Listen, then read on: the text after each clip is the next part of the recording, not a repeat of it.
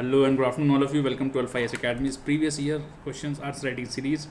The aim of this series is to make you think on certain lines, how you have to address the question and how you can inculcate the art of answer writing. But then the answer given in this particular videos are not a straight jacket answer. ऐसा नहीं है कि वही answer हो सकता है, उसके अलावा 1000 आंसर्स भी हो सकते हैं और ये बात मैं 1000 बार बोल भी चुका हूँ. ठीक है, तो हम लोगों की जो कोशिश है वो यही है कि आपको बताएं कि कैसे आप एड्रेस कर सकते हैं. बेसिकली ये प्रीवियस ईयर क्वेश्चन है, तो ऐसे ही जैसे आज हम GS4 का क्वेश्चन डिस्कस कर रहे हैं. 2020 में ये क्वेश्चन पूछा गया और इस क्वेश्चन पूछा गया discuss between laws and rules, discuss the role of ethics in formulating them. 2 parts हैं, दोनों को आपको एड्रेस करना है. पहले तो आप लॉज एंड रूल्स को समझाएंगे कि कैसे अलग होते हैं एंड एथिक्स का क्या रोल है उसको फॉर्मुलेट करने में. ठीक है, तो बेसिकली लॉज एंड रूल जो होते हैं वो बनते एथिक्स से ही हैं. उनका जो बेसिस होता है या फाउंडेशन होती है वो एथिकल होती है. ऐसा कुछ नहीं है कि पब्लिक कोई चीज़ या कोई भी लॉ या कोई भी रूल ऐसा बन जाए जो एथिक्स के अगेंस्ट हो. आज तक मैंने तो नहीं देखा, बट देन कुछ भी हो सकता है इस दुनिया में. ठीक है, तो आप ऐसे एड्रेस करेंगे. बेसिकली आप एथिक्स को डिफाइन कर दीजिए. तो एथिक्स है क्या? एथिक्स एक क्राइटेरिया है हमारे पास कि टू जज ह्यूमन एक्शंस कि वो या तो गलत है या सही है. भाई मैंने किसी को थप्पड़ मारा, अब वो थप्पड़ मैंने क्यों मारा, उसे वो किसी के साथ बदतमीजी कर रहा था तो हमारा एक्शन सही हो गया. अब एक आदमी बैठा हुआ था तो मैंने जाकर उसे थप्पड़ मार दिया तो गलत हो गया. तो सिचुएशनली एथिक्स वेरी करता है. ठीक है, एथिक्स जो है कोई situation to situation, circumstance to circumstance vary करता है. आप सिर्फ देख के नहीं बता सकते, आपको उसकी खोजबीन करनी पड़ेगी. और वो क्या है, आपके पास एक मेट्रिक है, एक टाइप का टूल है कि आप जज कर सकें कि ह्यूमन एक्शन राइट था या रॉन्ग था. और उसके फिर बहुत सारे गाइडिंग प्रिंसिपल्स भी हो सकते हैं कि जो हमारे ह्यूमन कंडक्ट को, एथिक्स एक प्रिंसिपल जो हमारे ह्यूमन कंडक्ट को गाइड करता है. देन लॉज है, रूल्स है, रेगुलेशंस है, हमारी कंसाइंस है अपनी, है ना. ठीक है, कि मुझे किसी को धोखा नहीं देना है, कि मैं किसी से प्यार करता हूँ तो मैं उससे प्यार करता रहूँ, वो मेरे से प्यार करते रहे. ठीक है, तो उसे धोखा नहीं देना. तो ये क्या आपकी कंसाइंस है. ठीक है, देन आपने अगर किसी से आप शादीशुदा हैं, आपने दूसरी शादी कर ली तो आप दूसरी शादी नहीं कर सकते चाहे आप कितना भी चाहे, क्योंकि वो लॉ में प्रोहिबिटेड है. 7 साल की सजा हो जाएगी भाई आपको IPC के अंडर. ठीक है, तो ये सब on a lighter note. But then divide डिवाइड करिए, टेबल बना लीजिएगा लॉज एंड रूल्स को डिवाइड करके. तो डेफिनेशन से स्टार्ट करिएगा. देखो लॉज क्या है. लॉज कुछ नहीं है, a system of guidelines and rules हैं which are enforce through social institution to govern behaviour. ठीक है, और बेसिकली एक थॉमस होब्स थे, बड़े अच्छे फिलोसफर थे. उन्होंने बोला था कि लॉ का जो होता है मॉरल बेसिस होता है.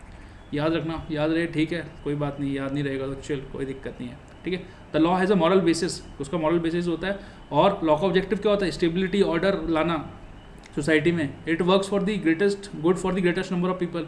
ऐसा नहीं है कि लॉ का ऑब्जेक्टिव हो कि सबको खुश रख सके, but then it's objective is to have greatest good for greatest number of people. और रूल्स क्या होते हैं? देखो रूल्स थोड़े से इनफ्लेक्सिबल टाइप की चीज़ें होती हैं. ठीक है, सॉरी फ्लेक्सिबल टाइप की चीज़ें होती हैं.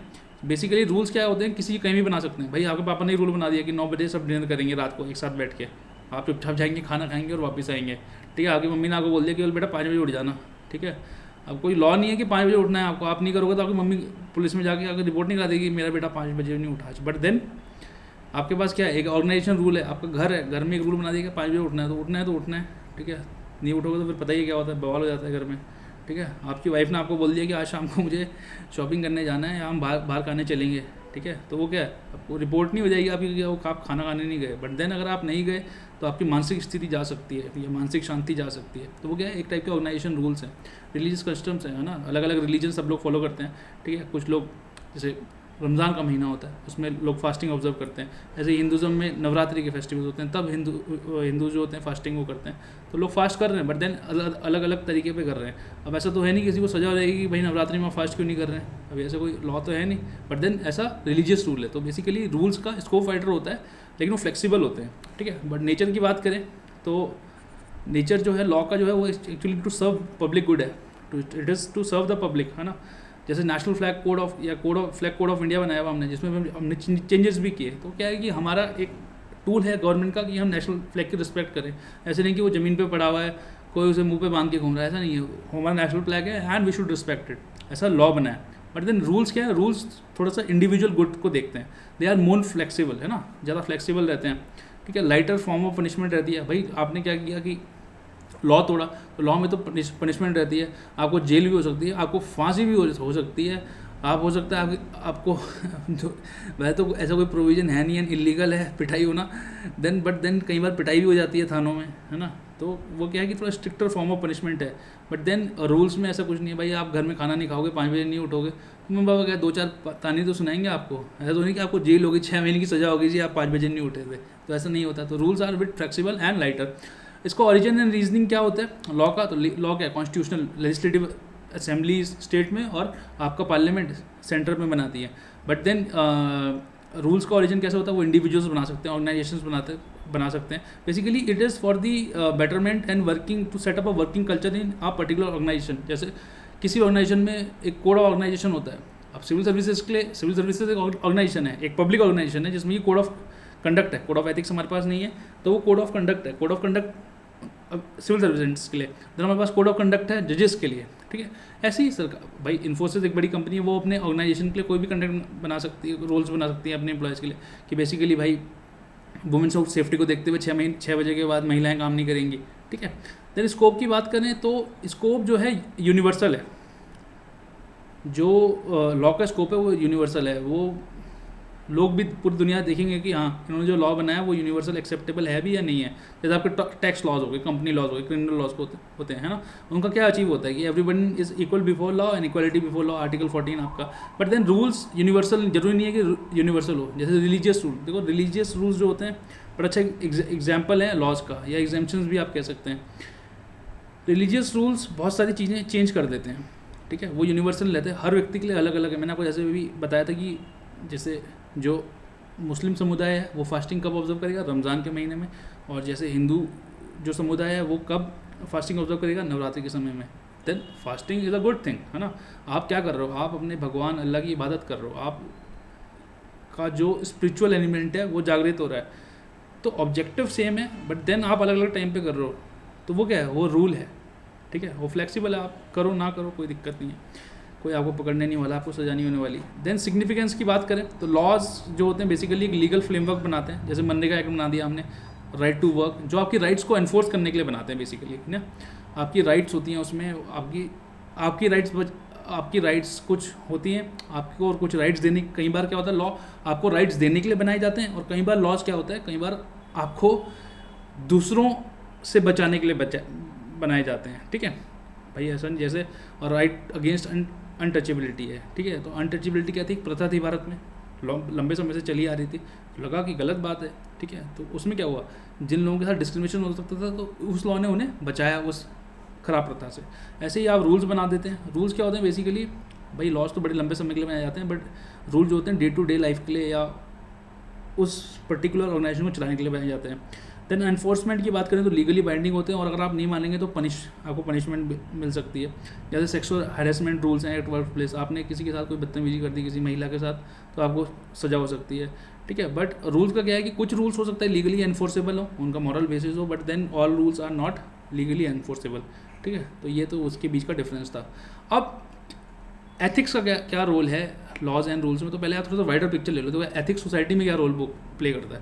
पहले तो हमें सबसे पहली बात तो हमें वो गलत और सही के बीच का फ़र्क बताता है कि गलत क्या है सही क्या है, ठीक है। Then it defines the standard in the society, ठीक है, क्या स्टैंडर्ड रहना चाहिए और सोसाइटी में कैसे डिसीजन होने चाहिए, हमें गाइड करता है डिसीजन मेकिंग में और इश्यूज़ बनाने में।